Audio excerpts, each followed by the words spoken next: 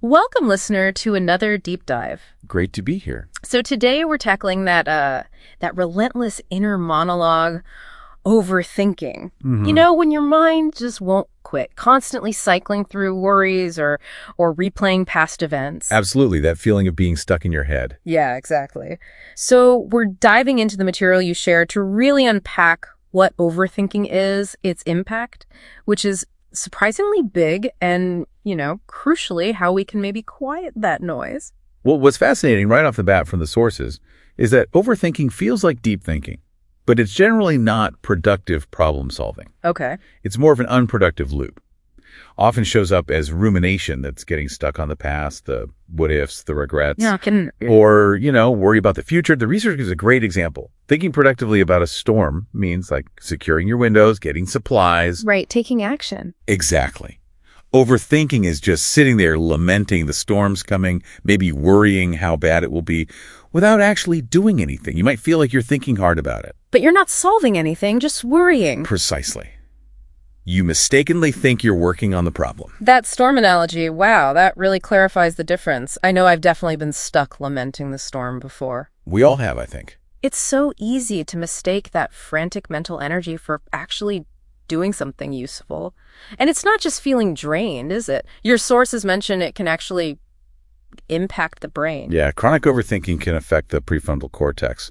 That's your brain's CEO, basically. Right. So it can impair executive functions, making it literally harder to plan, focus, make good decisions. So it makes it harder to solve the problems you're worrying about. Exactly.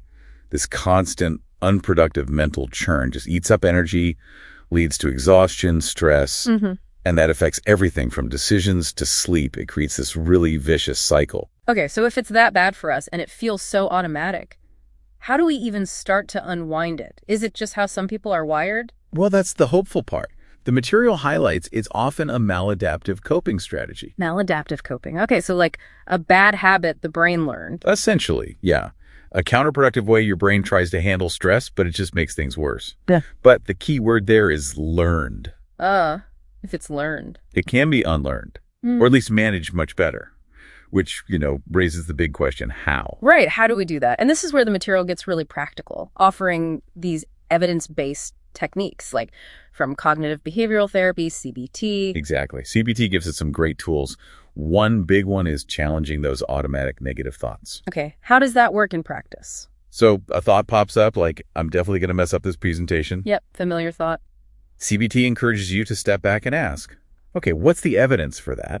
What evidence contradicts it? Or, what would I tell a friend if they said this? Treat it like a hypothesis, not a fact. Precisely. Like an idea to be tested, not some absolute truth. It's about reframing it into something more balanced. That makes sense. What else from CBT? Another really interesting one is worry time. Worry time, like scheduling worry. Yeah, sounds weird, right? But you set aside a specific window, maybe 10, 20, 30 minutes a day, just for worrying. Okay. And if a worry pops up outside that time, you consciously tell yourself, nope, I'll deal with that during worry time. What does that achieve? It actually demonstrates that the worries are controllable, at least to some extent. You can choose when to engage with them rather than letting them just ambush you all day. Controllable. I like that. It feels so often like they aren't. Okay, so that helps with specific thoughts. But what about when your mind is just racing, like a flood of stuff? Yeah, for that general mental noise, the sources point to mindfulness techniques, like the 5, 4, 3, 2, 1 method. Ever heard of it? I think so. Remind me. You just pause and name 5 things you can see around you, 4 things you can physically feel, Okay. 3 things you can hear, 2 things you can smell, and 1 thing you can taste. Ah, right. Pulls you out of your head and into your senses. Exactly. It anchors you firmly in the present moment, breaking that internal rumination cycle. Really powerful grounding technique. And it's not all purely mental exercises either, right? The sources also mention simple lifestyle things. Absolutely. Physical activity is huge. Even just a quick 5-minute walk can shift your nervous system out of that stress response. Get the body moving, calm the mind. Yep. And journaling, too. Getting those swirling thoughts out of your head and down on paper can really reduce their power. Externalizing them. It really sounds like the core message is this isn't some fixed personality trait. Overthinking is more like a learned pattern. A habit. A habit we can actually change. That's the empowering thing. If you look at the bigger picture, all these techniques, CBT, mindfulness, exercise, journaling, they work by helping you create some psychological distance from your thoughts. Distance, okay.